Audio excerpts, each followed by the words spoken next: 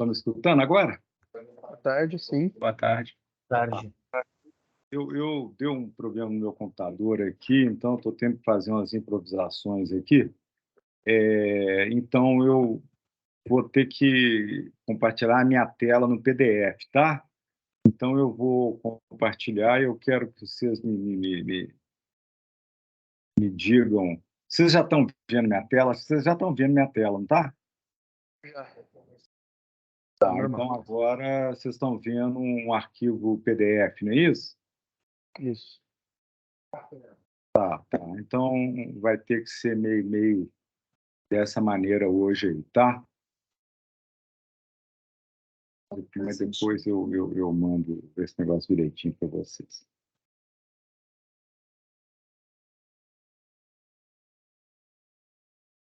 Bom, só para confirmar, vocês estão vendo meu slide aí, a representation of an abstract group e tal. Vocês estão vendo isso, né? Estamos sim, professor. Então, beleza, vamos lá começar. Então, a última aula, o que a gente falou foi de representações do grupo. Então, uma representação é o seguinte, no caso aqui, nós vamos falar de representações matriciais. Então, nós vamos associar a cada elemento do grupo uma matriz quadrada, tá? Em princípio, de ordem qualquer, né? Inclusive, pode ser até infinita, né? De modo que as matrizes, se eu pego uma matriz, por exemplo, associada ao elemento A, eu tenho a matriz gama de A, ao elemento B, eu tenho a matriz gama de B.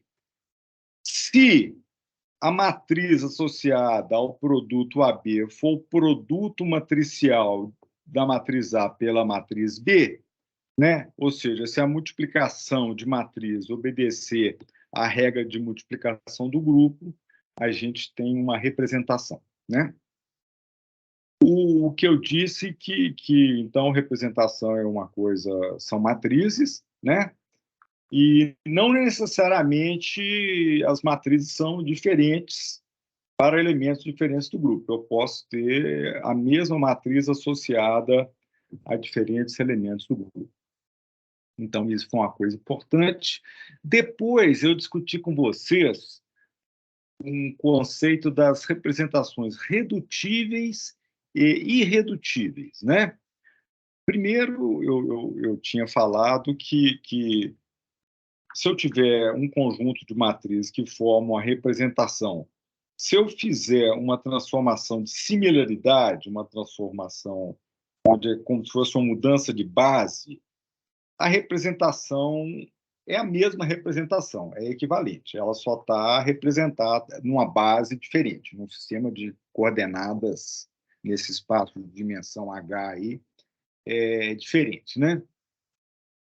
Mas eu posso sempre tentar diagonalizar essas matrizes, né? Aplicando a mesma transformação de similaridade em todas as matrizes que representam todos os elementos do grupo.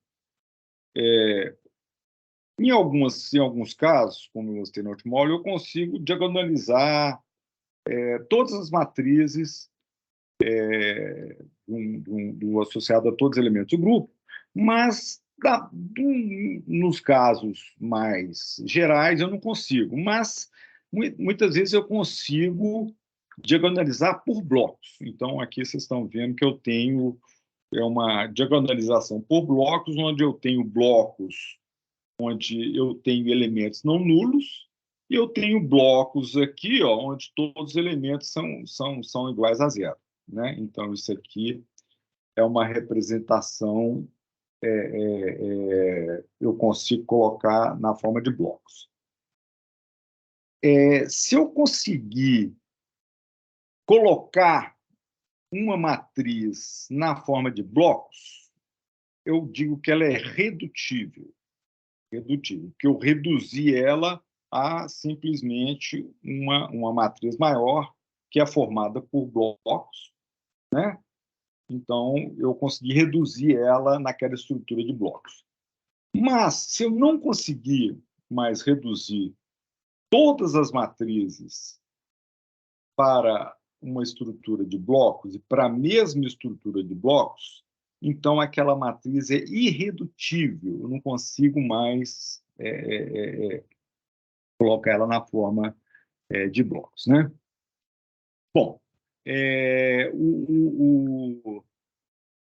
isso aqui, vamos passar aqui para frente de uma vez. Então, eu mostrei para vocês aqui o grupo C2V, que é um grupo que tem um eixo, uma operação de simetria C2, e eu tenho dois espelhos verticais, e eu tenho, então, essas quatro matrizes aqui, ó, que representam a transformação de um vetor, como que um vetor se transforma de acordo com as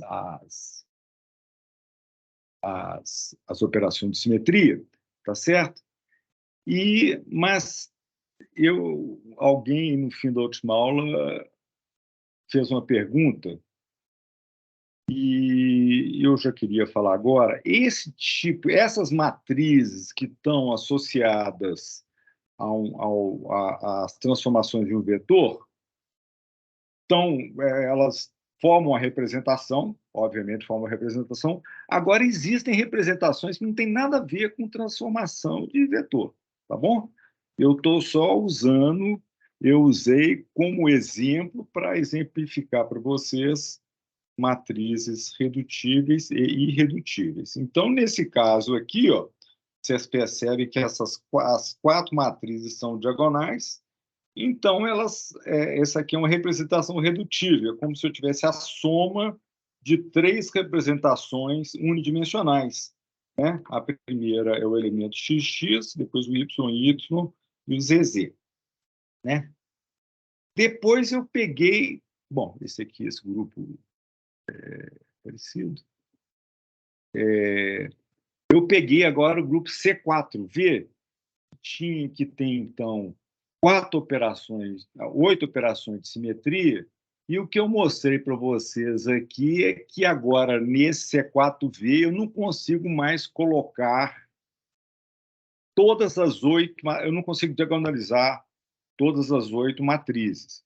Mas se vocês prestarem bem atenção, o que eu vou mostrar agora, usando essas linhas pontilhadas aqui, ó, é que eu posso colocar numa forma diagonal por blocos. Repare que esses elementos, esse aqui, são zero em todos os casos. Então, eu tenho aqui um bloco 2 por 2 e aqui eu tenho um bloco 1 por 1, né? Então, essa representação tridimensional, né, que ela é uma matriz 3 por 3, eu posso reduzir ela numa representação bidimensional, que são essas matrizinhas 2 por 2 desse primeiro bloco, e uma representação unidimensional.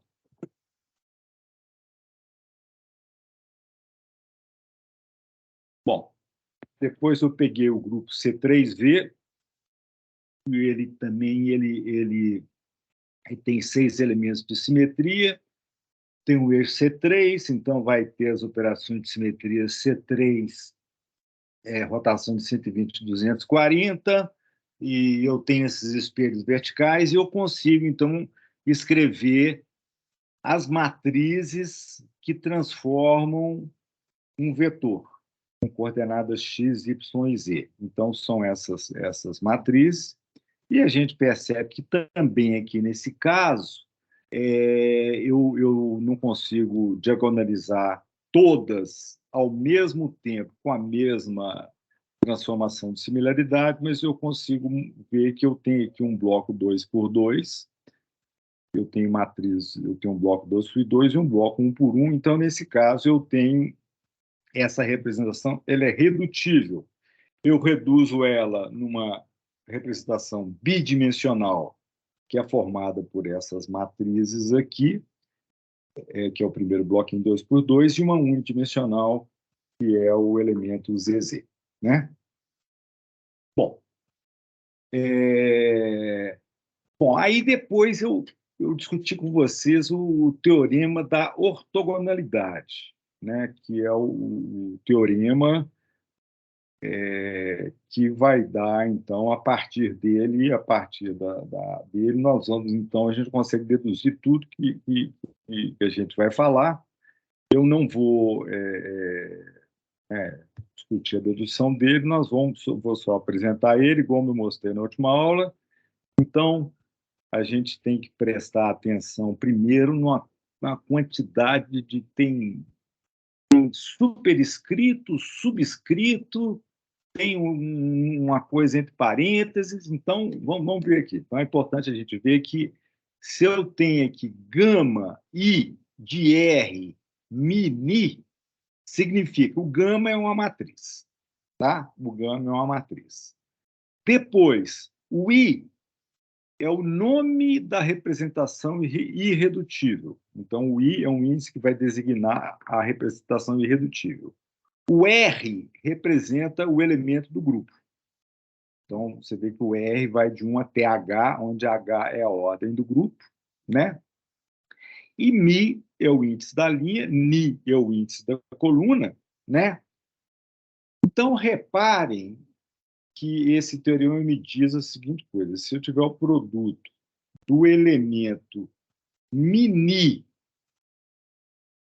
da representação I associada ao elemento R e multiplicar pelo gama da representação J na linha midinha, nilinha de R e fizer uma soma em R, fizer essa soma em R aqui, isso vai dar zero, a não ser que três condições sejam satisfeitas. A representação seja a mesma, eu tenho um delta de IJ, a linha seja a mesma e a coluna seja a mesma.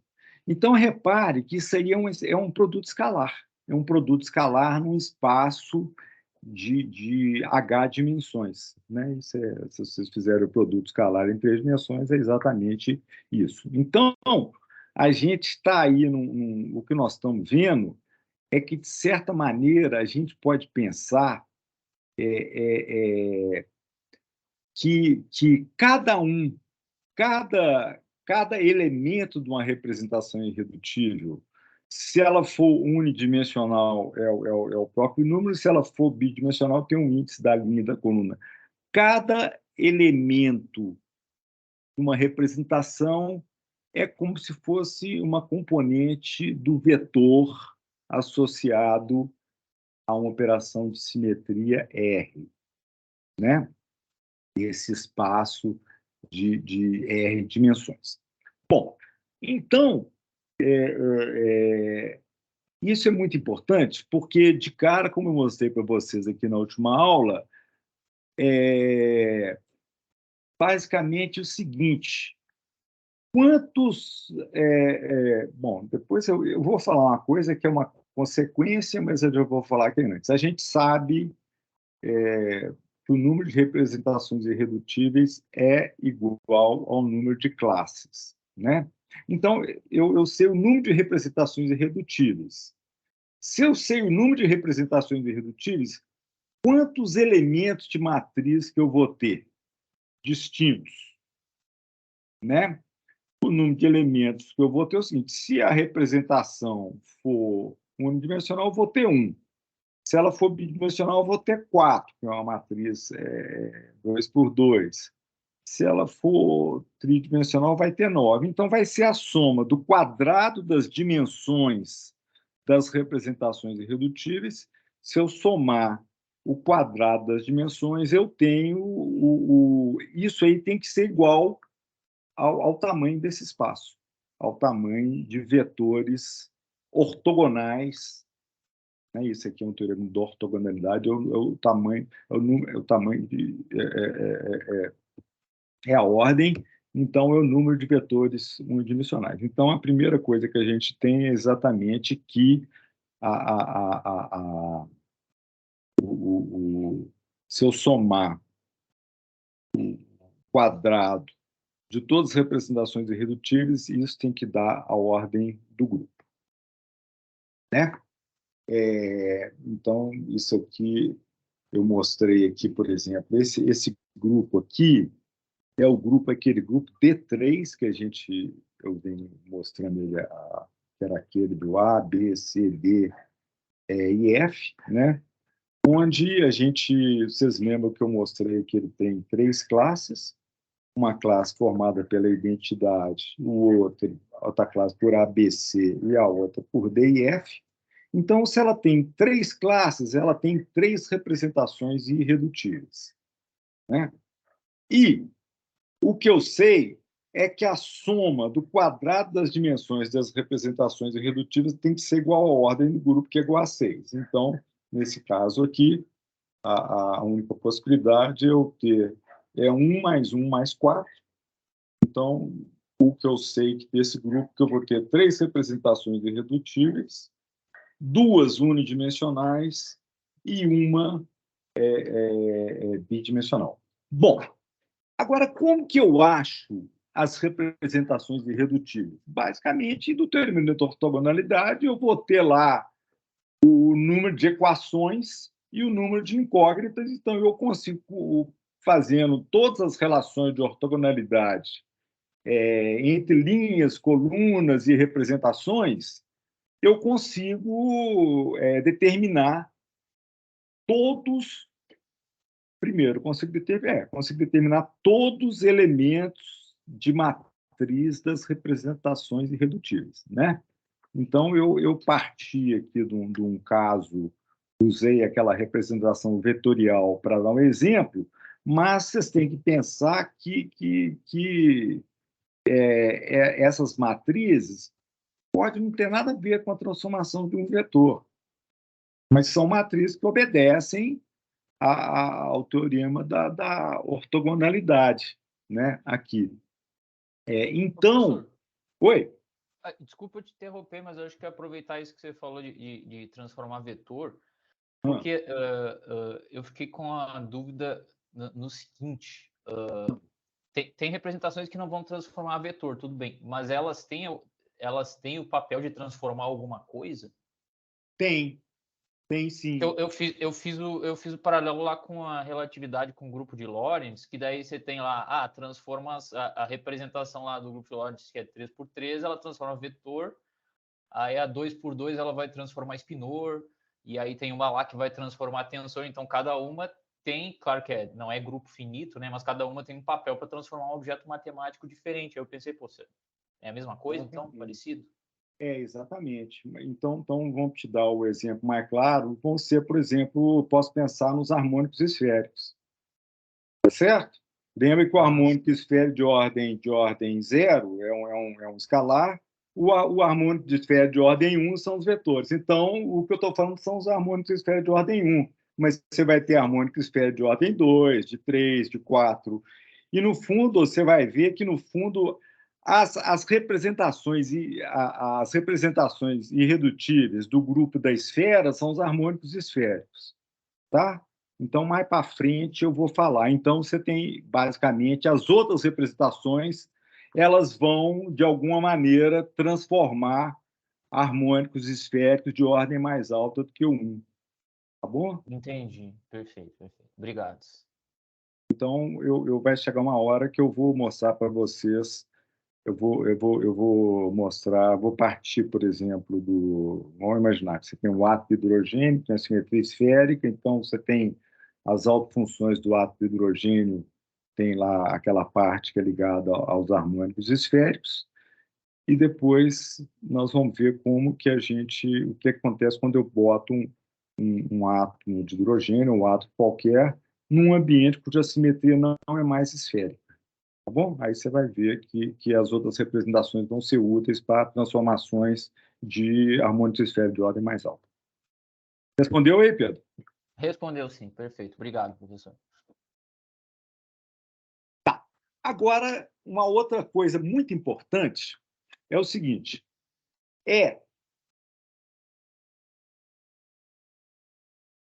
o traço da matriz. Traço é a soma dos elementos da diagonal, né? Então, se eu tenho aqui o traço, a gente usa essa letra xi aqui, né? O traço da representação I associada ao elemento R é o traço disso aqui, nada mais é do que a soma dos elementos da diagonal dessa representação, né? Bom, vocês devem lembrar que eu não vou deduzir isso aqui, mas o traço de uma matriz ele é invariante a uma transformação de similaridade. Ele é invariante a uma transformação de similaridade. E vocês lembram que elementos que são conjugados, elementos conjugados são aqueles, por exemplo, A é conjugado a B se B for igual a X menos 1. Ou seja, são elementos que são relacionados por uma transformação de similaridade. Então, a conclusão é a seguinte: o traço de todos os elementos da mesma classe é o mesmo. Tá? Eu tenho o mesmo traço para todos os elementos da classe. Então, muitas vezes, vocês vão ver que na grandíssima maioria das vezes, quando você está lidando com um problema de teoria de grupo em estado sólido, a gente não precisa de usar as representações. Muitas vezes, basta a gente usar o traço da matriz, que é o caractere. Tá bom? Então, vamos ver aqui, então, agora, vamos pegar aquele grupo D3, que tem aqui, então, são 3 representações, no caso, eu até chamar essa aqui de gama 1, essa aqui de gama 1', essa aqui de gama 2, né? A primeira representação gama 1 é aquela que todos os grupos têm, que é uma representação unidimensional, onde eu associo o número 1 a cada elemento. Então, é aquela representação idêntica, que é totalmente simétrica, né? Então, todo grupo tem essa representação aqui. Essa outra aqui também é uma representação, tá certo? E se vocês forem pensar bem, essa representação ela representa como que a componente z de um vetor se transforma. A componente z de um vetor, o E, a rotação de 120 a 240, o que é z fica z, mas rodar em A, B e C naqueles eixos que estão no plano, o que é mais z vira menos z, então dá menos 1, menos 1, menos 1. Bom, por acaso. E essa terceira aqui são aqueles blocos 2×2 que mostram a transformação de um vetor das coordenadas x e y dele. Tá? Então, tá bom. Então, agora, o que nós vamos colocar aqui agora é a chamada tabela de caracteres. Então, tabela de caracteres é isso aqui, ó, é uma tabela como essa aqui, ó, onde eu coloco aqui agora cada coluna vai ser uma classe, tá? Vai ser uma classe. Então, vocês lembram que agora tem aqui esse C, que é um C meio itálico aí. Eu falei para vocês, muitas vezes a mesma letra vai designar coisas diferentes. Primeiro eu usei o C para chamar uma operação de simetria, depois eu usei o C para como é que é uma operação de simetria, depois eu usei o C para designar um nome de um grupo, e agora estou usando um outro tipo de C para designar as classes. Mas então, tudo bem. Mas, de qualquer forma, a classe 1 é a classe associada ao elemento idêntico do grupo, que é o KID E, tá certo? Então, a classe 1 é o seguinte: a identidade sempre forma uma classe sozinha, é a soma dos elementos da diagonal da matriz, e as matrizes todas são matrizes constantes idênticas, né? Todos os elementos são diagonais iguais a 1. Então, repare que, no caso, o caractere da representação 1, no caso, se a representação é unidimensional, o caractere é a própria representação, né? Mas repare que aqui eu agrupei por classe, então na representação gama 1, eu tenho que os caracteres são 1, 1 e 1, que é aquela idêntica. Já a representação gama 1', Então, vai ser essa segunda linha, eu vou ter os caracteres 1, -1 e 1. Tá certo? E depois eu tenho a terceira, que é a soma dos elementos da diagonal. Então, eu vou ter essa aqui, vai ser 2, da identidade e 2. Inclusive, eu olhando o caractere associado à classe da operação de simetria e identidade, eu fico sabendo, e isso vai me dar exatamente a dimensão, né? É claro que isso aqui é 2, porque isso aqui é uma matriz 2 por 2. Aqui vai dar 0, esses 3 aqui, se somar dá 0, e esses 3 aqui vai dar -1. Tá? Então, no fundo, isso aqui é a chamada tabela de caracteres desse grupo D3 aí, tá bom? Então, tabela de caracteres, nós vamos, basicamente, eu vou dar vários exemplos, mas é o que a gente, em geral, no dia a dia, precisando de alguma informação, é o que a gente usa, é a chamada tabela de caracteres. Essa é a do grupo D3. Bom, agora tem uma coisa muito interessante que é uma consequência do teorema da ortogonalidade das representações irredutíveis de cada elemento de matriz de uma representação irredutível. Eu consigo mostrar que existe também uma ortogonalidade da tabela de caracteres. E é uma ortogonalidade que ela existe tanto uma linha, as linhas da tabela são ortogonais umas com as outras, assim como as colunas são ortogonais umas com as outras. Então, vamos pegar primeiro, então, agora, esse teorema, que é o teorema de ortogonalidade entre as linhas. Tá certo? Calma. Acho que eu acabei invertendo as coisas aqui.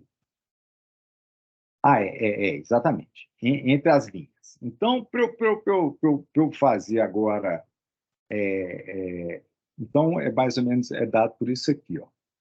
O caractere da representação I associado à classe CK multiplicado pelo caractere da representação J associada à classe CK multiplicado pelo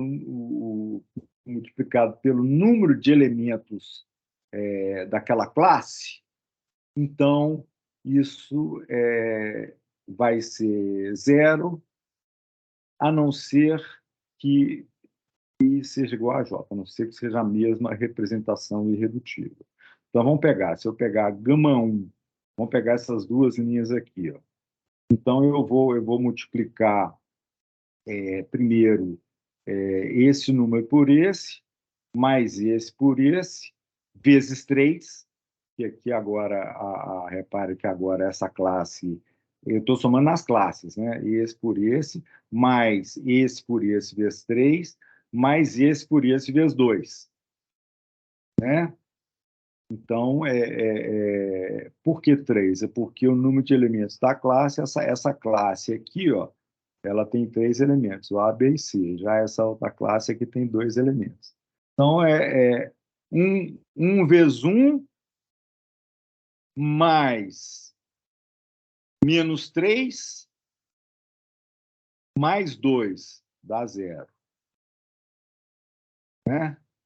Se eu pegar essa aqui, vamos pegar a primeira, vamos pegar a segunda com a terceira. Então, vai ser 1 vezes 2, mas aqui, ó, o número de classe aqui é 2, vai dar -2. Vai dar -2. Então, isso aqui, ó, é um teorema que mostra que as linhas são ortogonais, mas basicamente, eu tenho que multiplicar pelo número de elementos da classe para que isso aí é uma consequência do teorema da ortogonalidade entre representações irredutíveis, tá certo? Vamos pegar agora... bom, então, vocês verem que eu tenho... As linhas são ortogonais entre si, né?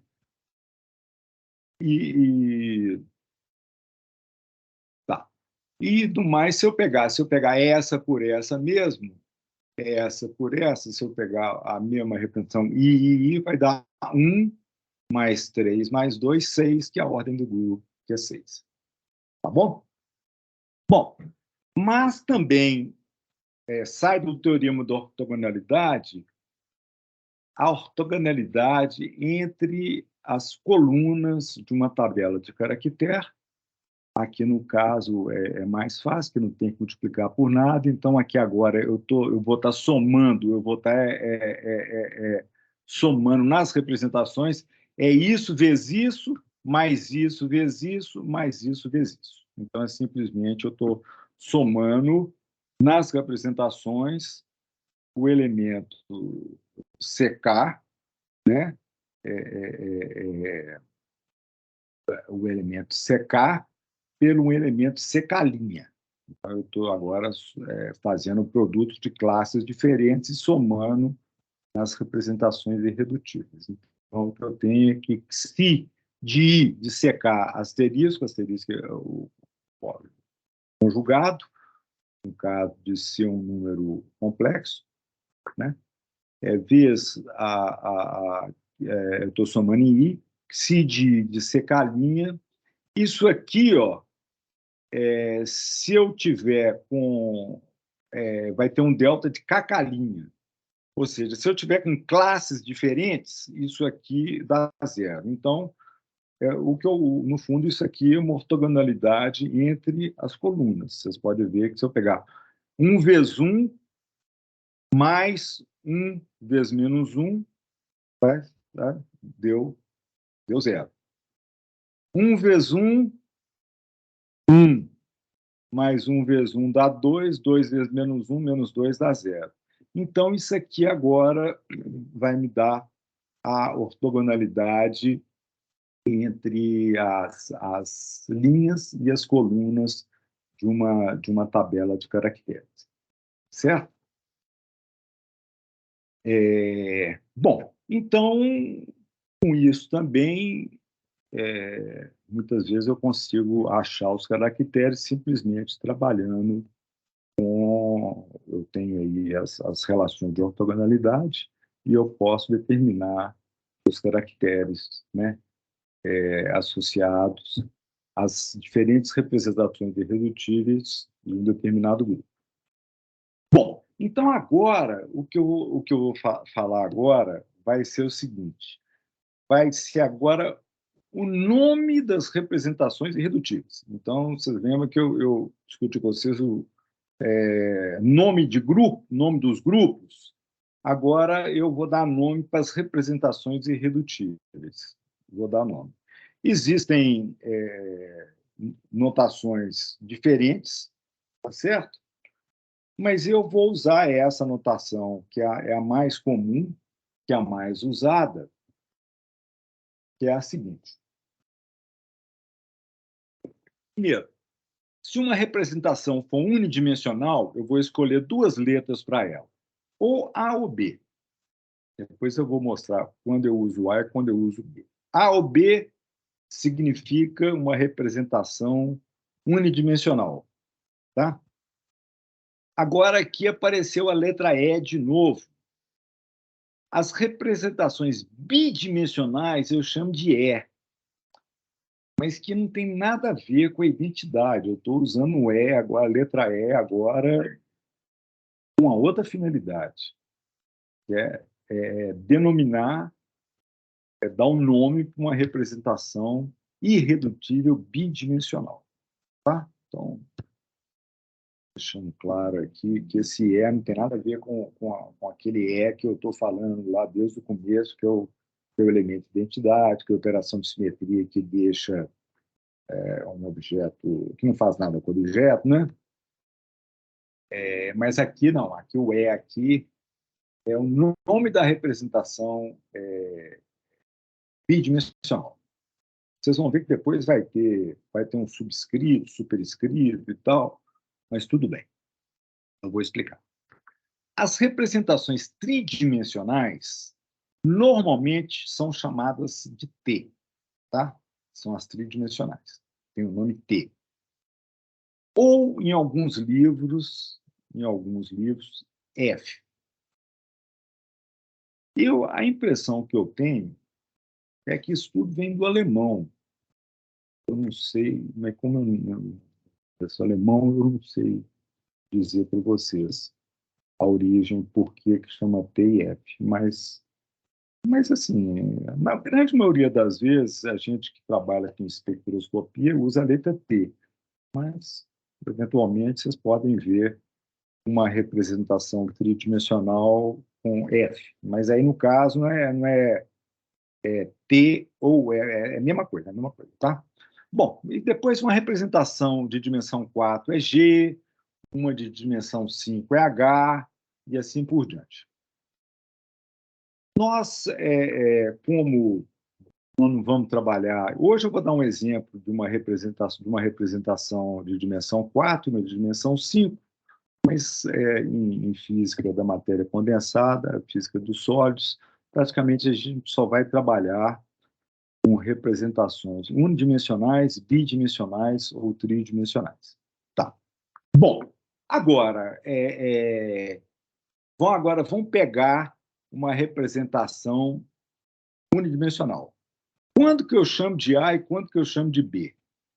Eu chamo de A quando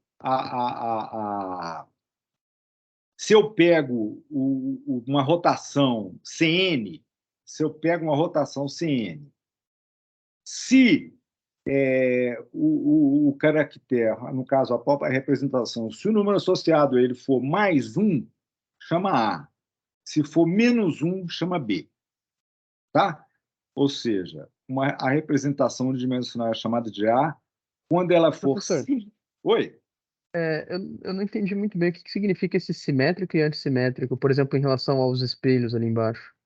Você estava lendo mais para baixo. Simétrico o simétrico é o seguinte, é quando, se o caractere associado ao espelho for mais 1, é simétrico. Se for menos 1, é antissimétrico. Tá? Então, é nesse sentido que fala simétrico e antissimétrico. Ou seja, se ele for... bom, é igual uma função simétrica e uma função simétrica e antissimétrica, né? Por exemplo, uma função simétrica é aquela que, por exemplo, no caso aí, né? F de x é igual a f de menos x. Isso é uma função simétrica. Uma função antissimétrica é aquela que f de x é igual a menos f de menos x. Isso que é uma função antissimétrica. Tá bom? Mas, na prática, você vai ver... Então, é basicamente isso. Se o caractere associado for positivo, eu estou chamando de simétrico. Se for negativo, eu estou chamando de antissimétrico. Respondeu a sua pergunta? Eu estou tentando pensar assim, sei lá, você tem dois átomos, né? O que seria se tem um espelho? Porque ele ser simétrico ou antissimétrico em relação a esse espelho, eu não entendi, na verdade.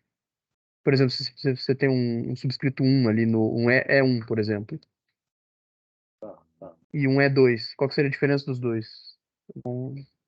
tá bom. Então, talvez o seguinte, você tem que pensar agora que as representações irredutíveis elas não são mais invariantes das operações de grupo.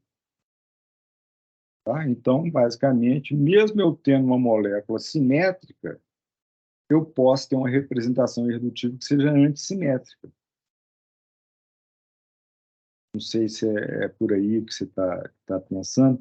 Vamos fazer o seguinte, eu vou dar alguns exemplos aqui e depois talvez a gente pode voltar, vamos ver se vai ficar mais claro para você essa Beleza, questão do simétrico ou do antissimétrico. Tá bom? Tá, beleza. tá bom. Então vamos pegar esse caso aqui, que é o caso que eu acabei de falar de uma função. Uma função. Vocês lembram que eu falei que os grupos que têm a inversão como operação de simetria,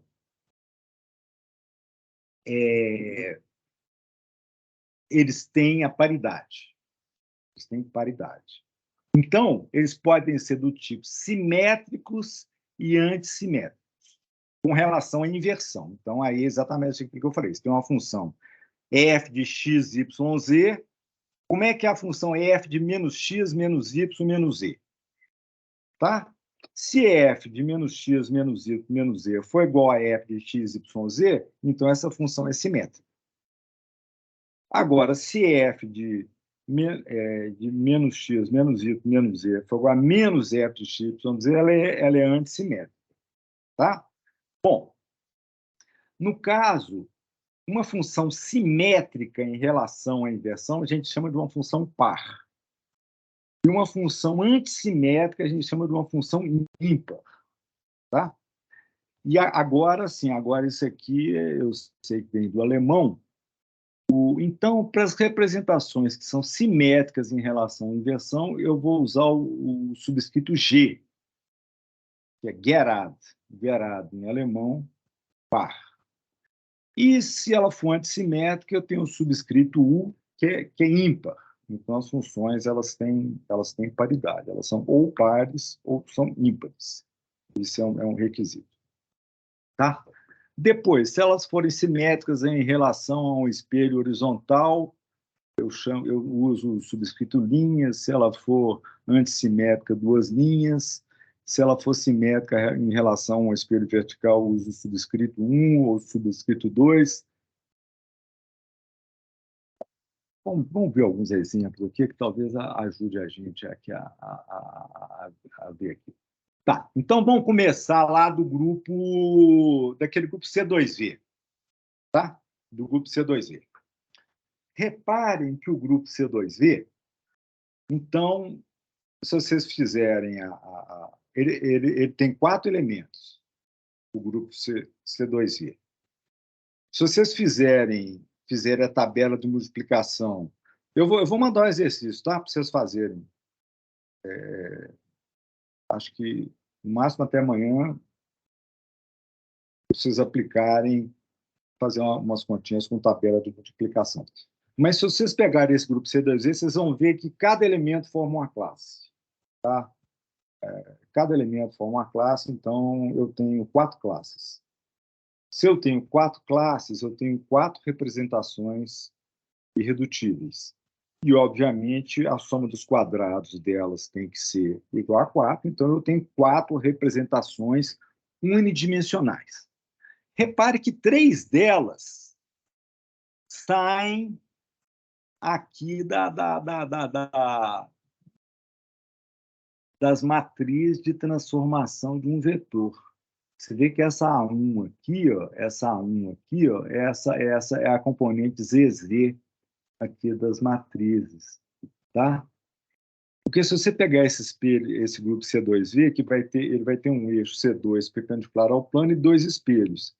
Reparem que a componente Z ela é invariante a todas as operações de simetria, a componente Z. Então, é claro que a componente Z pertence à representação totalmente simétrica, que é aquela A1. Né? Tá. Agora, no caso, essa chama A1. Agora, repare, se ela é simétrica em relação, no caso, o eixo que tem lá é o C2. Se ela é simétrica em relação ao C2, eu chamo de A. Se ela é antissimétrica, eu chamo de B. Aí eu vejo o caractere do C2 lá. Ó. Esses dois têm um caractere positivo. Eu chamo de A. Esses dois têm um caractere negativo. Eu chamo de B. Tá bom? E agora eu ainda tenho essa terceira, é isso aqui. Ó. Se ele for simétrico em relação ao espelho vertical, eu uso 1. Se ele for antissimétrico, eu uso 2. Então, agora eu pego o espelho vertical aqui, ó, Bom, o pessoal aí tem hora que a coisa fica confusa, né? Por exemplo, eu vou ter que escolher esse espelho aqui, porque minha notação sempre, eu vou pegar esse. Se eu pegar esse aqui, aí a coisa vai ser diferente. Mas o que eu vou pegar é esse aqui, tá?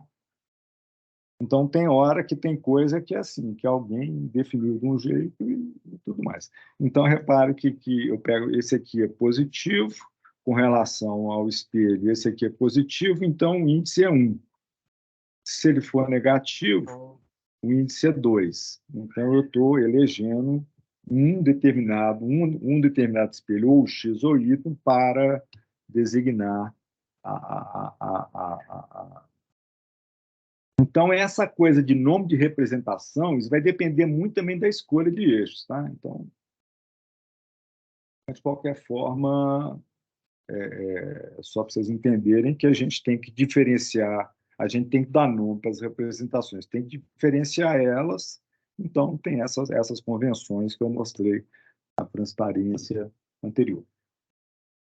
Bom, vamos lá pegar o grupo agora, o grupo C2, né? O grupo C2 é aquele, então ele vai ter 2 elementos, vai ter 2 representações, uma representação é a totalmente simétrica, que sempre tem a A, e a outra é a B, porque o caractere associado ao C2 é menos 1.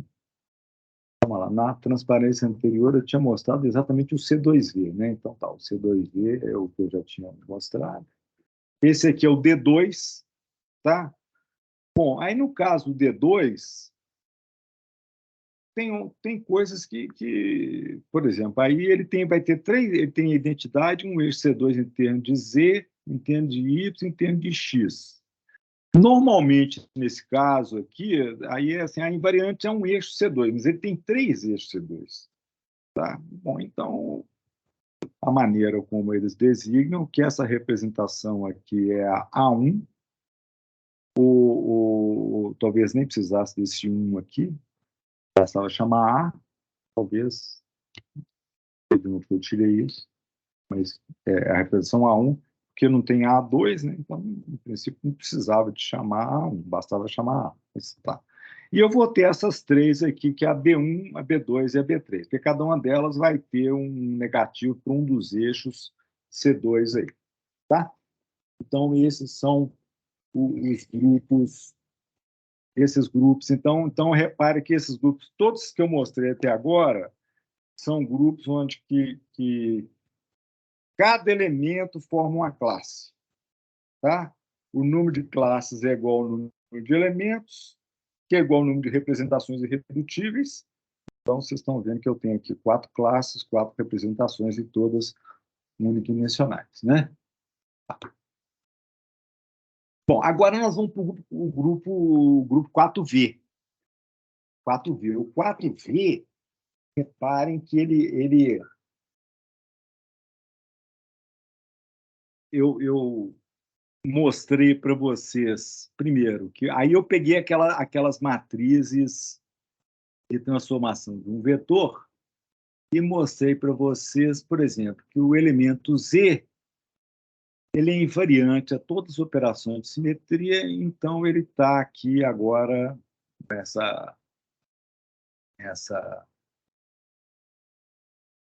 na representação A1. Bom, pessoal, é o seguinte, aqui agora, aí o que a gente vai ter? O exercício que eu vou mandar para vocês, eu acho que não é o grupo C4V, não, acho que é o grupo D4, mas é muito parecido.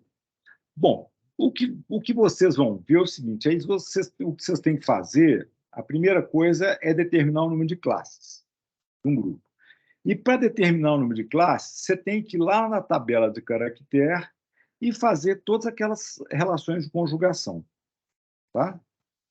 Bom, quando vocês fizerem isso, vocês vão ver que desse grupo C4V aqui, ó, o E o E sempre forma uma classe sozinha, uma rotação no eixo perpendicular ao plano de 180 graus que é o que chama de C2, forma uma classe sozinha.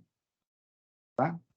Agora, uma rotação de C4 de 90 graus ou de 270 graus, ou, em outras palavras, de mais 90 graus ou menos 90 graus, são conjugadas. Então, elas pertencem à mesma classe. Então, vocês vão ver que vocês estão vendo que tem 2 C4, tem essa classe aqui, agora tem 2 elementos. Depois, dá para ver também que os 2 espelhos verticais, que é o perpendicular a X e o perpendicular a Y, eles pertencem a uma classe, tá? Que é essa aqui. E esses 2 espelhos diagonais pertencem também a uma classe, que é essa classe aqui. Tá? Então, isso tudo sai da tabela de multiplicação, onde vocês, então, vocês vão ver quais são os elementos conjugados, vocês vão ver o número de classes. Bom, então, repare que esse grupo tem 8 elementos e tem 5 classes. Né? E a soma do quadrado das dimensões das representações irredutíveis, bom, tem 5 classes, então tem 5 representações irredutíveis. E a soma do quadrado das dimensões das representações irredutíveis tem que ser igual a 8. Então, eu tenho que somar 5 números, eu tenho que somar 5 quadrados e aqui tem que dar 8. Então, obviamente, só pode ser 1 mais 1 mais 1 mais 1 mais 4. Então, dá para vocês perceberem que nesse grupo C4V agora, eu tenho 4 representações unidimensionais, tá? E uma representação bidimensional. Bom, mas essa representação bidimensional, a gente já conhece ela, porque quando eu peguei lá as matrizes de transformação do vetor, vocês lembram que esse bloquinho 2×2 que está aqui, ó, ele forma uma representação irredutível. E se eu tenho uma representação irredutível bidimensional do grupo, obviamente é ela. Né? Então, vamos ver quais são os caracteres. Então, aqui vai ser 2, né, que inclusive dá a dimensão da representação. Esse que eu chamo de C2E vai dar aqui, vai dar menos 2. Esses 2 espelhos verticais aqui, ó, vão dar 1 menos 1 vai dar 0, 1 menos 1 dá 0. O C4Z e o C4Z ao cubo, se vocês forem ver também, o traço é igual a 0, a soma dos elementos é igual a 0, tá? E desses espelhos diagonais também, a soma dá 0. Tá. Agora, vamos ver os nomes. Agora, eu tenho uma representação bidimensional. Agora, essa representação chama E. Então, é aquela coisa. Esse E que está aqui, ó, não tem absolutamente nada a ver com esse E que está aqui. Tá bom? Coisas totalmente distintas. Isso aqui é o nome de uma operação de simetria, que é a identidade. Isso aqui é o nome de uma representação irredutível bidimensional. Tá. Então, esse bloquinho 2×2 aqui forma uma representação bidimensional, e aqui eu tenho os caracteres. Se eu pegar agora esse bloquinho aqui, o ZZ, você vê que dá sempre um para todos eles. Então, repare que esse ZZ forma essa representação que chama A1. Agora, eu tenho mais 3 representações unidimensionais que não tem nada mais a ver com operações de simetria, a atuação sobre um vetor. Agora, como que eu acho essas representações? Aqui no caso, eu posso usar as próprias relações de ortogonalidade entre as linhas e as colunas de uma tabela de caracteres, e com isso eu tenho um número de equações suficientes para determinar cada elemento do grupo. Por exemplo, tem uma outra representação que é essa aqui, A1, que é a chamada A2, que é 1, 1, 1, menos 1. Bom, no caso aqui, ó, essas chamam A, essas chamam B, porque aí ele pegou o eixo de ordem mais alta, que é o C4. Quando eu falo CN, ele pegou o C4, que é o de ordem mais alta, tá? Os que são simétricos em relação ao C4, o que significa ser simétrico em relação ao C4? É quando eu aplico o C4 e eu tenho o mesmo caractere. Então, ela é simétrica em relação ao C4. As que são simétricas são chamadas de A, e as que são antissimétricas são chamadas de B. Tá? E no caso aqui também houve uma eleição, nós usamos esse sigma V para ver se o índice é 1 ou 2. As que têm o caractere 1 é 1, as que têm o caractere menos 1 é 2. Então, esse grupo C4V tem as operações de simetria, que é A1, A2, B1, B2 e E. O de E é a bidimensional, né? Bom, vamos lá pegar esse grupo D3. Esse grupo D3 é aquele que eu já discuti com vocês, né? Então, acho que não precisa de ir muito, mas exatamente eu tenho lá, vocês lembram que eu peguei o grupo, ele tem lá 6 elementos, 3 classes, e essas são as representações irredutíveis. Então, esse aqui eu já mostrei para vocês. Vamos para frente. Tá bom. Agora entra uma coisa interessante. Agora nós vamos discutir agora os grupos cíclicos, certo? Então, vocês lembram que os grupos cíclicos são aqueles que por exemplo, é o C3, C2, C3, C4, C5, C6, que só tem um eixo de simetria e as operações de simetria são só rotações. Então, é como se eu tivesse uma espécie de um anel. Bom, eu vou dar exemplo, o anel tem espelho, mas então vamos pegar abstratamente, esse aqui é o grupo C4, por exemplo. Rotação de 90, que é esse aqui, rotação de 180, que é esse aqui, rotação de 270, que é esse aqui. Tá bom? Depois vai ter o grupo C3, que é a identidade, a rotação de 120, a rotação de 240.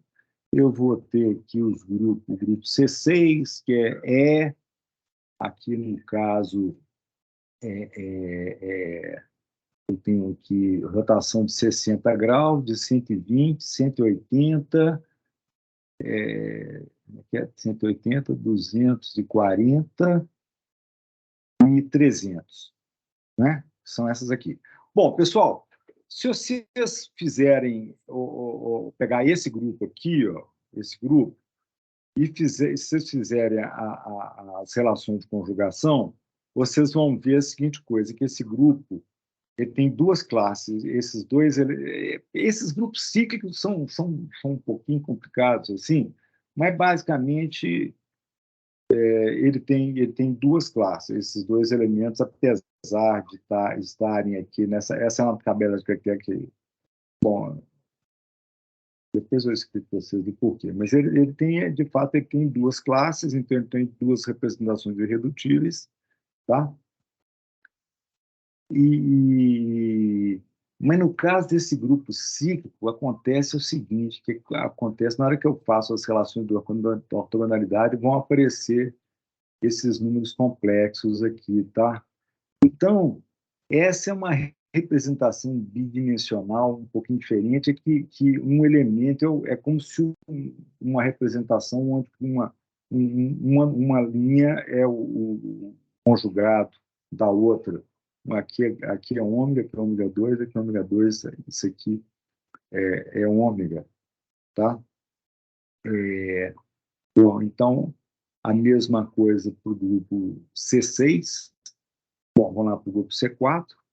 Então, o grupo C4 também, na hora que eu faço agora as relações de ortogonalidade, eu vejo que vão aparecer aqui, aparece o I, menos I, né?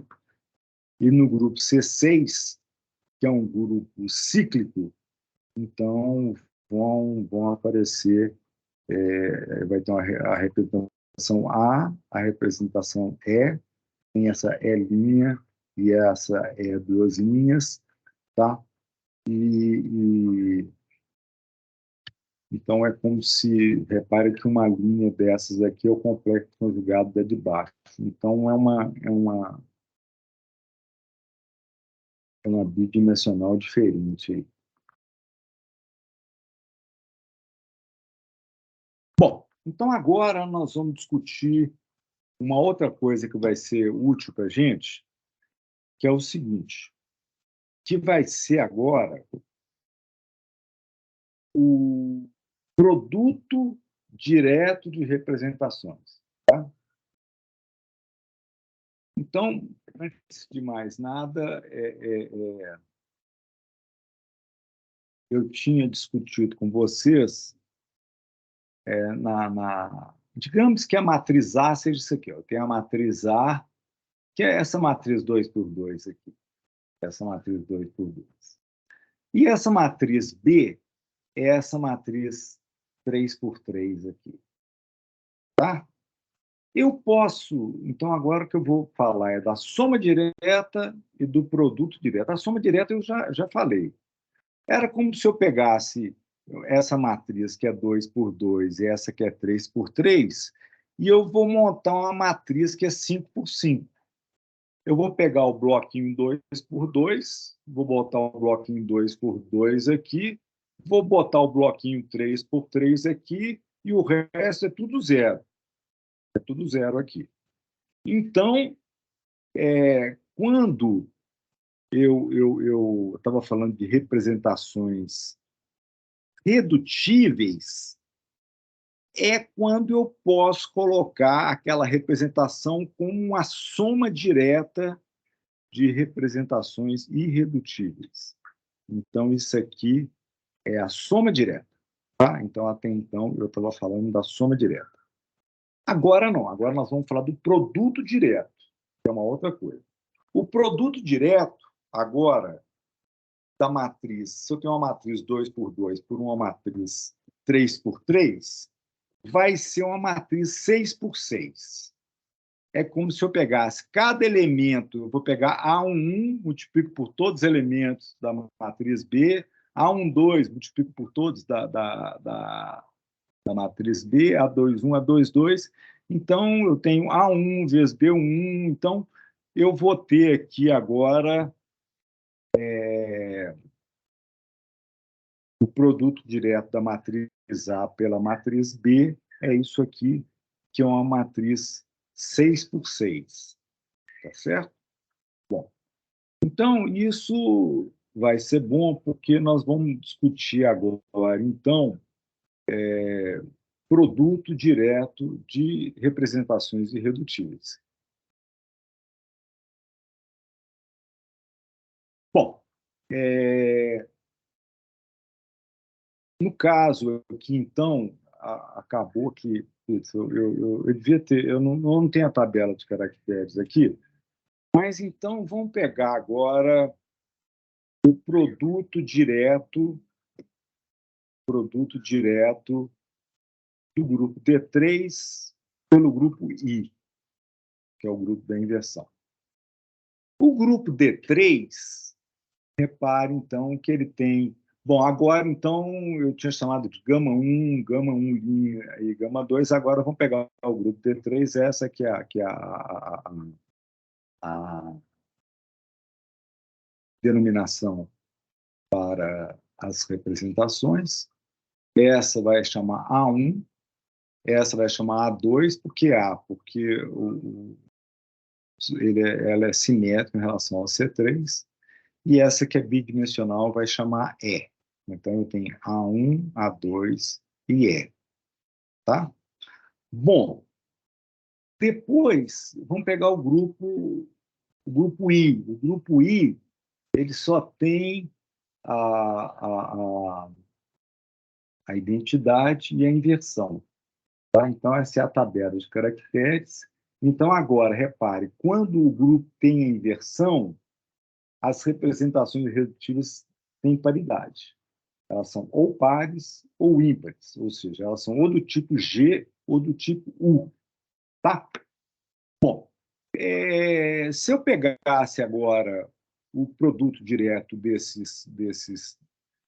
grupo por esse, então é como se eu pegasse os 3 elementos do grupo e multiplicado pelos 2 dos outros, eu vou gerar 6 elementos aqui.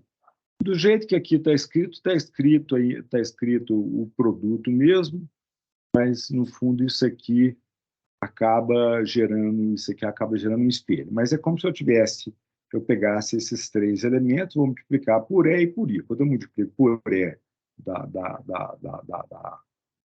própria, quando eu multiplico por I, vai dar isso aqui. Então, só que o IC3, isso aqui acaba sendo, na hora que eu faço o C3, uma inversão, eu não tenho aqui, mas eu posso mostrar depois desse grupo D, isso aqui acaba se transformando num espelho. Tá? Bom, mas agora isso eu posso. Então, isso acontece para as representações irredutíveis. É como se eu pegasse as representações irredutíveis do grupo D3, multiplicasse pelas representações irredutíveis do grupo I, e agora eu vou fazer o seguinte: é como se eu pegasse agora, eu vou fazer o produto direto dessas tabelas de caracteres. É como se eu pegasse esse bloquinho aqui, ó, esse 3, e vou jogar dentro de cada um desses números. Então, é isso aqui. Então, vocês veem que eu vou ter aqui 1, 1, 1, menos 1. Então, eu tenho esse bloco aqui. Ele aparece aqui. O mesmo bloco aparece aqui. O mesmo bloco aparece aqui, né, com tudo com o mesmo sinal. E aqui aparece o bloco só com o sinal trocado. Então, menos 1. Tá? Só que agora, se a gente faz o produto direto do grupo D3 pelo grupo da inversão, a gente chega no grupo D3D. Ele é D3D porque os espelhos verticais são diagonais. Então, é como se tivesse um grupo agora que vai ter espelhos verticais diagonais. O nome desse grupo é D3D. Tá? Bom, mas repare que agora eu tenho, antes eu tinha no grupo D3 A1, A2 e E. Agora, quando eu multiplico pelo grupo I, repara que agora a inversão é um elemento de simetria do grupo.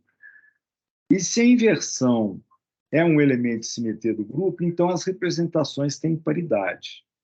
Então é como se eu pegasse agora e pegasse agora esse produto.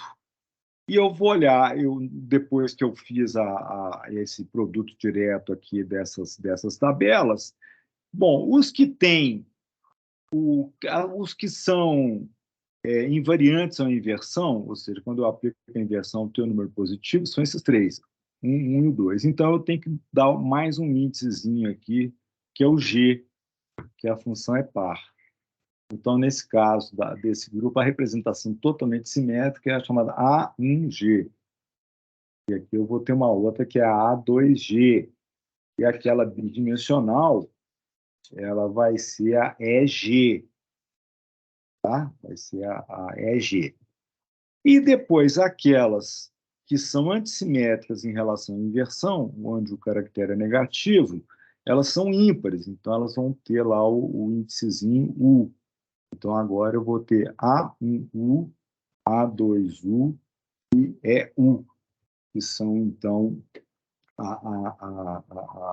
as representações irredutíveis desse grupo D3, né? E, nesse caso, foi fácil construir, porque eu já conhecia a tabela de caracteres do grupo D3 e já conhecia do grupo I. Então, como D3D é o produto direto, eu consegui, dessa maneira, montar a tabela de caracteres do grupo D3D. Tá. Mesma coisa aqui para o grupo D6. Tá? Então, o grupo D6 é esse aqui, ó. Tá? Se vocês pegarem o grupo D6, então vocês lembram que o D6 ele tem um eixo C6, tá? E 6 eixos C2. 6 eixos C2.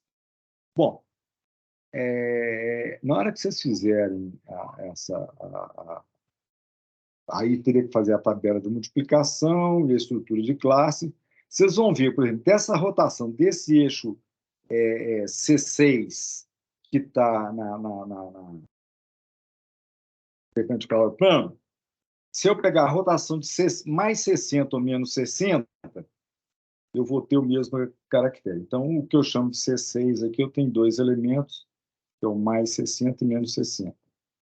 Se eu pegar mais 120 menos 120, ou seja, 120 e 240, são os dois C3, então os dois C3 também formam a classe. Tá? E depois desses eixos, desses 6 eixos C2 que estão na diagonal, 3 deles estão numa classe, 3 deles estão em outra classe. Tá. Então, agora, eu tenho um grupo aí com 12 elementos, não é isso? 1, 2, 3, 4, 5, 6, aqui nós vamos... Como é que é? 6, 10, 12 elementos. Eu tenho aqui 12 elementos. Eu tenho 12 elementos e eu tenho 6 classes. Tá? Então, quantas representações irredutíveis que eu tenho? Eu tenho 6 representações irredutíveis, que eu tenho 6 classes. E a soma dos quadrados das dimensões das 6 representações tem que dar 12. Então, a única maneira é 1 mais 1 mais 1 mais 1 mais 4 mais 4. Aí dá os 12. Então, ou seja, eu tenho 4 representações unidimensionais e 2 representações bidimensionais. Esse grupo agora já tem 2 representações bidimensionais, né? Grupo D6. Professor, Oi? mas aí como é que escolheu quem que é A e quem que é B? Bom, no caso, o eixo de ordem mais alta, o C6, está vendo?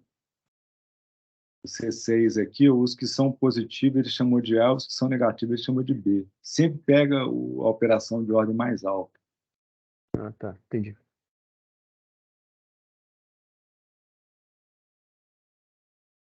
Bom, então agora nós vamos pegar o grupo D6H, que por acaso é o grupo do grafeno. O D6H nada mais é do que o produto direto do grupo D6 pelo grupo da inversão. Então, vocês lembram que eu tinha aqueles 12 elementos, agora esse grupo D6H vai ter 24. Vai ter 24 elementos, tá certo? Vai ter 24 elementos. Antes eu tinha 5 classes. Eu tinha 6 classes, eu tinha 6 classes, 6 representações redutivas. Agora eu tenho 12 classes, né? Então, mas era como se eu pegasse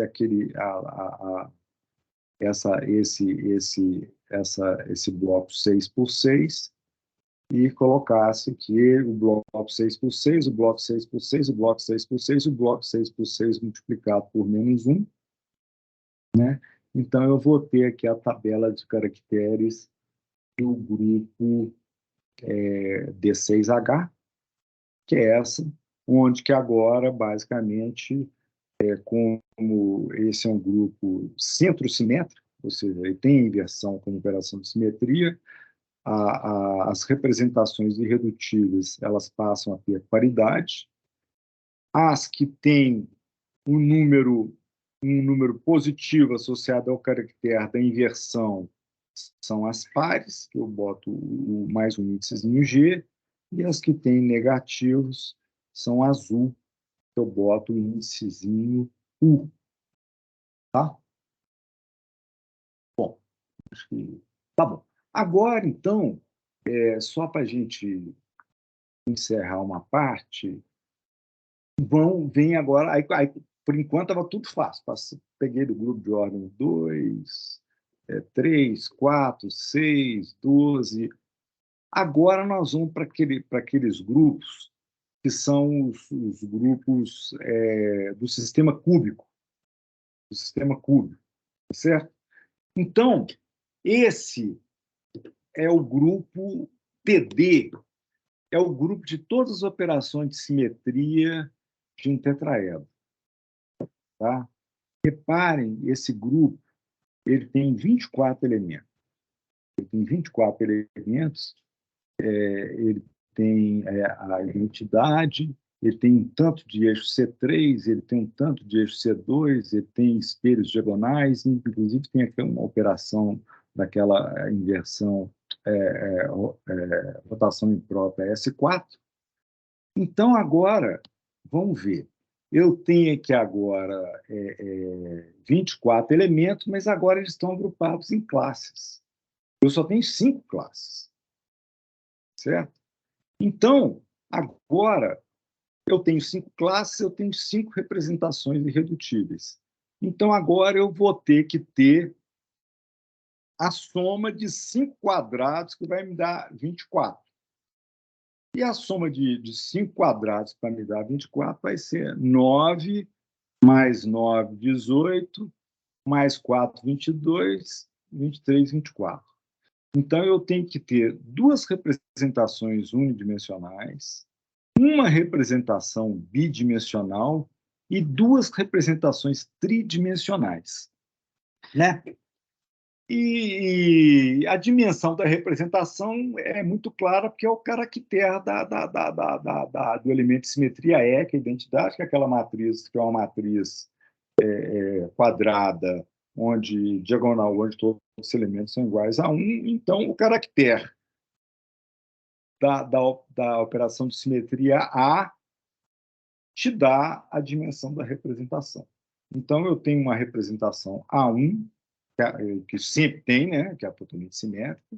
Eu tenho aqui a A2, que é essa aqui. Eu tenho uma bidimensional, então, se eu só tenho uma bidimensional, basta eu escrever E. Não tem mais que um, basta eu escrever E. E T1, e eu tenho 2 representações tridimensionais, que é a T1 e a T2. São essas aqui.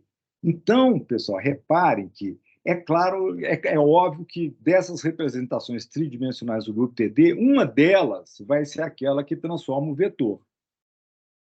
Uma delas, então, repare que eu sempre vou ter um conjunto de matrizes, que são aquelas que estabelecem a transformação de um vetor. Então, uma delas vai ser aquela representação tridimensional que transforma um vetor. Agora, a outra não tem mais nada a ver com o vetor, a outra tridimensional. Aí, no caso. Mas isso aqui eu tenho essa tabela de caracteres. Bom, o grupo O é esse aí, tá? Também, se vocês fizerem o grupo O, vocês vão ver que também é muito parecido com o anterior. Ele vai ter 24 elementos, ele vai ter 5 classes, 5 representações irredutíveis, e essa é a tabela de caracteres. Agora, o grupo O não é o grupo do cubo, não. O grupo O é esse aqui, que só tem essas operações de simetria. Você vê que esse grupo O não tem a inversão, tá? E a gente sabe que o cubo tem inversão. Então, nós vamos discutir agora o grupo OH, né? Onde eu vou pegar cada um, eu vou pegar esse bloco aqui e vou multiplicar pela tabela de caracteres do grupo I, que é 1, 1, 1 menos 1, né? E eu chego no grupo OH. OH, que é O, produto direto com I. Então, eu vou ter agora o grupo OH, é o grupo de todas as operações de simetria do cubo. É um grupo que tem 48 elementos, tá? Ele tem 48 elementos, um de classe que ele vai ter 1, 2, 3, 4, 5. Ele tem 10 classes, né? Então, eu tenho que somar 10 quadrados para a soma dar 48.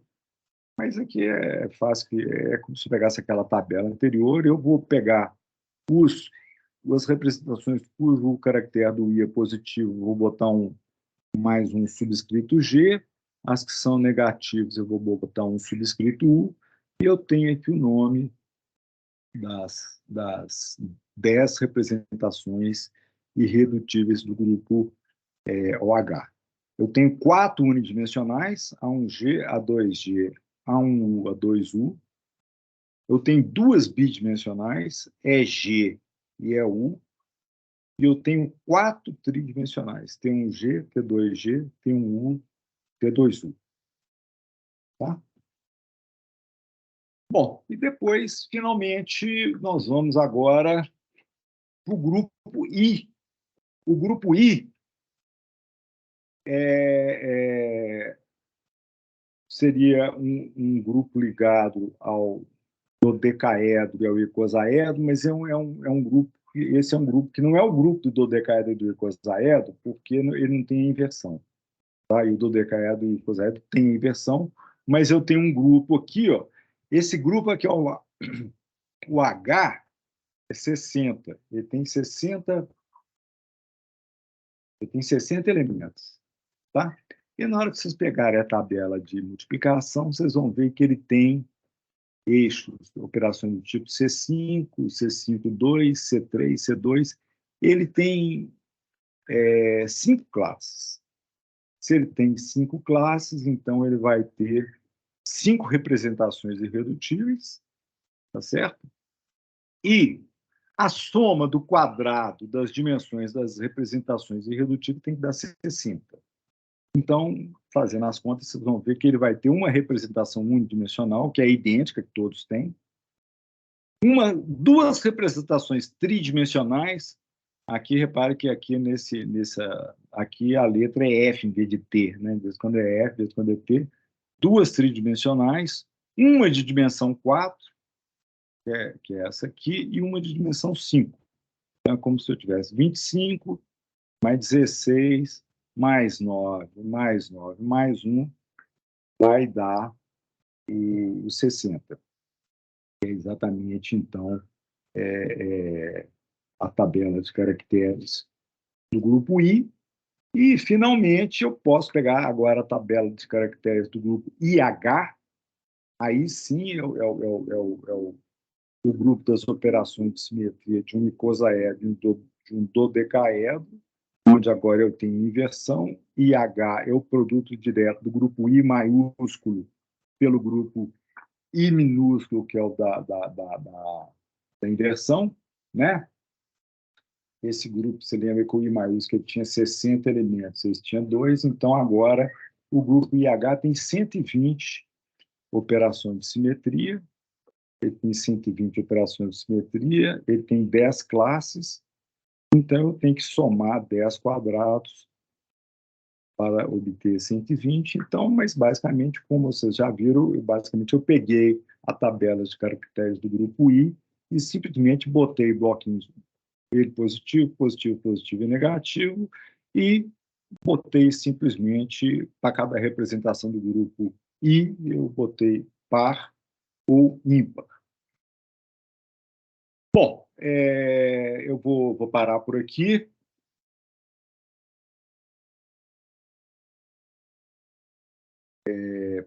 Vocês têm alguma pergunta? Algum comentário?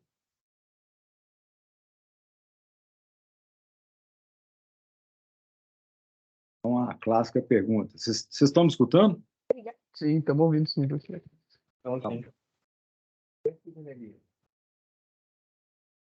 Ficou claro aí? Tudo para todo mundo aí? Acho que vai ficar mais claro com o exercício. Eu não peguei muito bem essa parte, não. Tá bom. Então, eu vou mandar exercício. Hoje eu já começo a mandar um exercício para vocês, tá bom? Para vocês fazerem o exercício. Mas se vocês tiverem dúvidas, vocês podem me escrever ou mandar um e-mail. Beleza? Mas, assim, só para ver, o que não ficou, talvez, claro? Qual foi a... Eu não estou conseguindo visualizar o que é essa simetria e antissimetria, igual eu falei lá no... O que significa, como é que eu vejo isso, sabe? Qual que é simétrico e qual que é antissimétrico, que é um ou menos um, mas... Então é mais ou menos o seguinte, deixa eu avançar um pouquinho lá na frente, tá? Você trabalha com o que mesmo? Com Raman, terço. Raman. Então, tá bom. Então, Eu estou pensando, o que eu pensei quando você começou a explicar lá, quando apareceu aquela primeira tabela, foi na banda G do grafeno, que é o E2G, né? Eu comecei a tentar entender o que era o E2G, e aí eu me perdi aí. Tá bom, tá bom. Então, tá bom. Então, que é uma coisa simétrica e antissimétrica? Você tem que pensar a seguinte coisa, que a molécula, vamos pensar uma molécula, que é mais fácil. Ela tem uma simetria.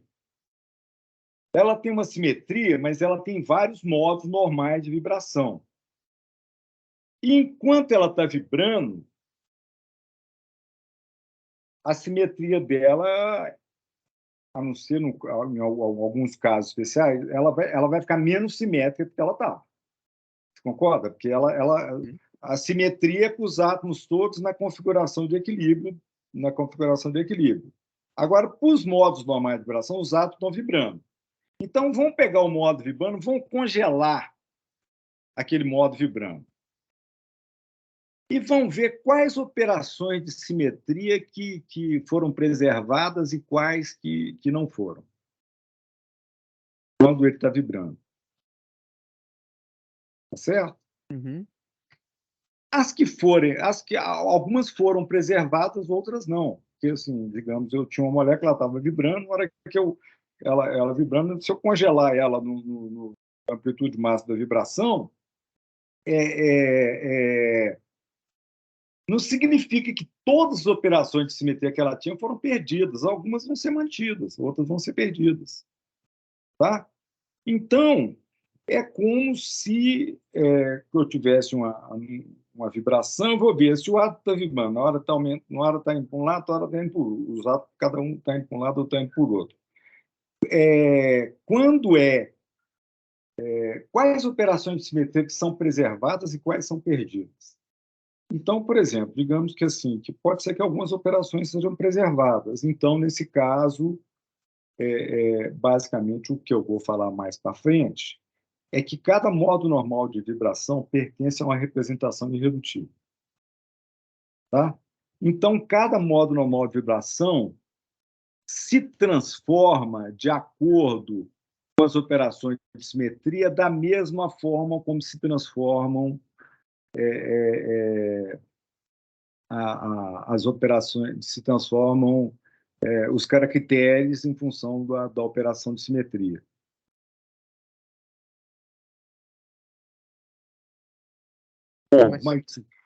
Pode falar. Sem a vibração, a gente determina isso como?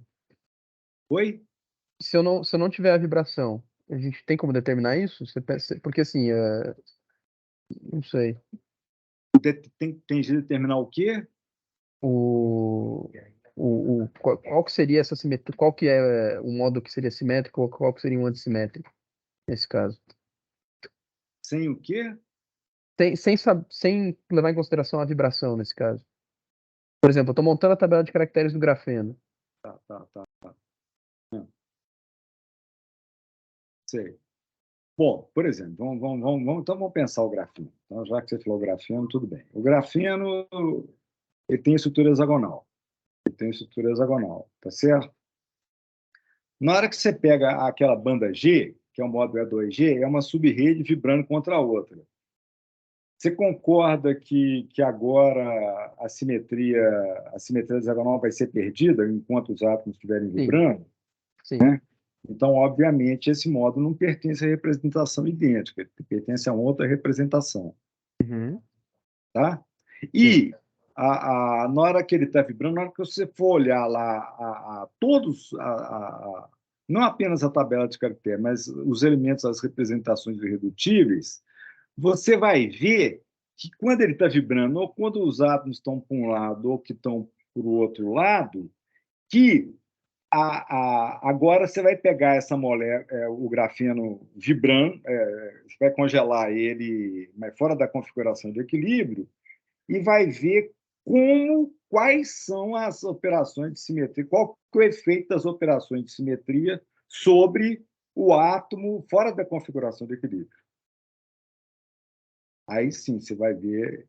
E aí você vai ver que, de alguma maneira, o efeito das operações de simetria sobre um átomo como ele está vibrando vai ser um daqueles descritos por uma daquelas representações irredutíveis. A maneira como que um átomo a maneira como que uma configuração, né, uma geometria se transforma quando eu aplico uma operação de simetria.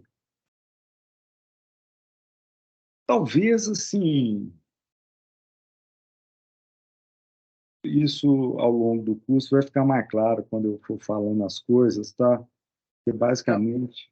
eu entendi isso. O que eu não entendi é, assim, como é que, por exemplo, a minha dúvida eu acho que ela é mais básica ainda. Como é que eu sei que é um E2U ou um E2G? Entendeu? É isso que eu não estou conseguindo entender. Tá bom, tá bom. Certo. Como é que você sabe que é um E2, um E2G? Então, isso aí, você vai, talvez, daqui umas 2, 3 semanas, eu vou falar nisso. Ah, beleza. Não, Tá tranquilo. bom? Então, tá cedo ainda para eu te Uhum. responder isso aqui. Tá Ah, bom? não. Beleza, então. Eu acho que o objetivo é chegar, explicar isso aí. Beleza. Ô, Tá professor, eu bom? tenho uma dúvida. Não Uhum. sei se a gente tem tempo. Eu acho que eu Não, só pode vou falar. conseguir tirar se eu pegar para escrever mesmo, que eu pretendo fazer. Mas, assim, é sobre as classes, né? Tipo Uhum. assim, os elementos das classes, eles são conjugados entre si, né? Isso, Essa isso. expressão. Aí a conjugação é assim, né? Digamos que A e B são conjugados. Então, tem A é igual a sanduíche do B ali, né? U, Isso, B, U menos 1. Essa isso, matriz isso. U é o quê? É qual? Aí que tá. Por exemplo, aí, veja bem, é, é, isso aí nem precisa usar matriz, não. Basta fazer um pouquinho aquilo que eu fiz na aula, que é ver o que você tem que ter é a tabela de multiplicação. Só a tabela de multiplicação, tá? Sim. Você não precisa da matriz. Então, acho que assim, o exercício que eu vou Eu passar para pretendo pegar vocês, uma da. o exercício que eu vou passar para vocês é isso. Vocês vão pegar um outro grupo, vocês vão montar a tabela de multiplicação e vão ver a estrutura de classes. Tá bom? Mas eu não Tá, preciso, perfeito. para isso, eu não preciso de representação, não preciso de matriz, não preciso de nada. Tem só que saber como que é o produto. E Sim. vocês lembram que eu mostrei que uma transparênciazinha, logo no começo que eu mostrei assim, um triângulozinho vermelho, onde eu botava 1, 2, 3 e via como que era o produto. Se eu pegar A vezes B dá igual a D, você lembra uma transparência que eu mostrei dessa? Lembro. Pois é, vocês vão... Matriz seria só se é uma representação, né, 2 por 2, mas pode ser uma representação, né, que é A aí é verdade é que só. essa coisa de estrutura de classe e tal, vamos dizer, você não precisa de pensar em representação, você não precisa pensar em nada disso. Né? Você precisa só de montar a É só tabela ter de a tabela, né? multiplicação, só ter a tabela, tá? Eu vou mandar Entendi. esse exercício para vocês, que é um exercício do livro Tinkan, tá? Beleza. Eu vou mandar para vocês. Tem algumas coisas que ele pede que eu não comentei aqui, porque, assim, um curso de 2 meses não daria, que é uma coisa que chama COSET, mas esse COSET, a não ser que mais para frente eu sinto que eu vou precisar de explicar isso, é uma coisa que, em princípio, eu não vou falar, não, tá? Mas vocês vão fazer esse exercício é o grupo D4, e eu acho que vai ficar mais claro, pelo menos, essa coisa da estrutura de classes para vocês e da tabela de multiplicação. Beleza? Mas só para falar, veja bem, então, seguindo, eu estou mais ou menos seguindo a lógica do livro do Tinkan, esse exercício que eu vou dar é do capítulo 2 e representação no capítulo 3. Então, em princípio, você não precisa pensar em matriz, em representação retiva, nem nada para fazer esse primeiro exercício que eu vou mandar para vocês. Tá bom? Tá bom, beleza. Obrigado. Tá. Professor, Oi? só mais uma última pergunta rápida. Então, basicamente, se a gente pegar aí algum cristal, alguma coisa que a gente não tem, porque a gente não tem informação nenhuma, a gente pegaria, a gente veria quais simetrias ele tem, Aí a gente ia chegar nessas representações irredutíveis e ver como essas representações irredutíveis se comportam dentro dessas simetrias. Aí a gente ia fazer essa tabela de caractere. É isso? Veja bem, veja bem. Primeiro, vou voltar ao negócio. Por enquanto, eu não estou falando de cristal ainda não, tá? Não, beleza. Assim, moléculas mesmo. Tá, molécula. Tá bom. Então, refaça a pergunta aí.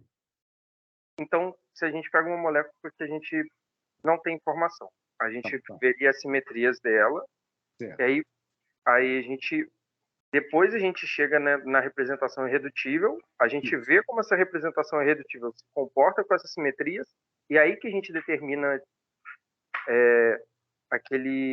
aquela representação das representações irredutíveis, tipo A1G, E1G, a gente vai chegar a partir disso? Não. Basicamente é o seguinte, essas tabelas já tá tudo tabelado. Isso já tem livro, já está tudo em tabela. O que nós vamos ver é o seguinte, é que as autofunções de qualquer hamiltoniano, elas pertencem a alguma representação irredutível. Esse é que é o ponto. Tá? Então, por exemplo, igual você falou, você vai achar a simetria. Agora, a simetria, você acha simetria usando técnica de difração. A técnica de difração. A mais comum é a difração de raio-x. Você acha a simetria por difração de raio-x do material. Então, eu sei que esse material é do grupo D6H. Então, se o material é do grupo D6H, eu tenho a tabela de caracteres, eu já conheço a tabela de caracteres do grupo D6H. Uma coisa que eu sei é que qualquer autofunção do hamiltoniano tem que pertencer a uma das representações. Por exemplo, acho que foi o Rafael que acabou de perguntar, um tipo de autofunção do hamiltoniano são os chamados modos normais de vibração, a maneira como que as moléculas vão vibrando. Um outro tipo de autofunção do material são as autofunções dos estados eletrônicos. Tá? Então, o que nós vamos ver é que, eu sabendo a simetria de uma molécula, depois de um cristal e tal, aquilo me diz a seguinte coisa. Então, as autofunções, sejam dos núcleos, seja dos elétrons, elas pertencem às representações irredutíveis do grupo, tá?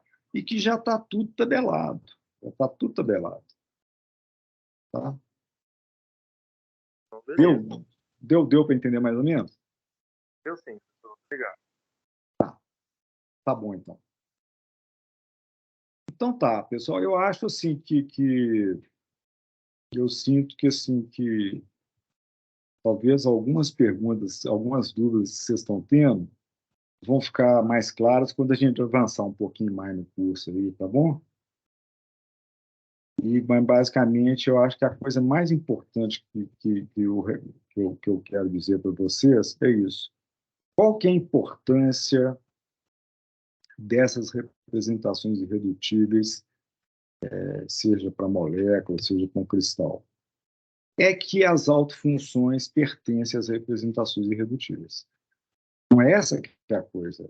Então, se eu vou ter lá, por exemplo, igual eu estava comentando com o Pedro aqui, se eu pego o átomo de hidrogênio, cujas autofunções são os harmônicos esféricos, se eu colocar um átomo de hidrogênio dentro de uma caixa que tem simetria cúbica, as autofunções do átomo de hidrogênio não são mais aquelas autofunções dele no ambiente com simetria esférica. Vai ter que pertencer àquelas lá, T1, T2, A1, A2, coisa do tipo. Isso que nós vamos chegar.